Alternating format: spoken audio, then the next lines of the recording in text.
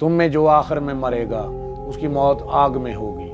رسول اللہ صلی اللہ علیہ وآلہ وسلم نے حضرت ابو ہریرہ رضی اللہ تعالیٰ عنہ، سمرہ بن جندب رضی اللہ تعالیٰ عنہ اور ایک شخص سے فرمایا، تم میں جو آخر میں مرے گا اس کی موت آگ میں ہے۔ چنانچہ وہ شخص تو ان دونوں سے پہلے فوت ہوا، اور ابو ہریرہ رضی اللہ تعالیٰ عنہ اور سمرہ رضی اللہ تعالیٰ عنہ زندہ رہے۔ یہ خبر سنتے ہی وہ بے ہوش ہو جاتے اور چیخیں مارنے لگتے۔ پھر حضرت ابو ہریرہ رضی اللہ تعالیٰ عنہ سمرہ رضی اللہ تعالیٰ عنہ سے پہلے فوت ہو گئے، اور حضرت سمرہ رضی اللہ تعالیٰ عنہ کا یہ واقعہ ہے کہ ان کو شدید لرزہ لاحق ہوا اور کسی طرح گرمی نہ پاتے تھے۔ انہوں نے بڑی دیگ میں پانی بھرنے کا حکم دیا اور اس کے نیچے آگ جلائی گئی اور اس کے اوپر انہیں بٹھایا گیا، تو اس کی بھاپ ان کی سردی کو کچھ کم کرتی تھی، اور وہ اسی حال میں تھے کہ اچانک دیگ میں گر پڑے اور جل گئے اور فوت ہو گئے۔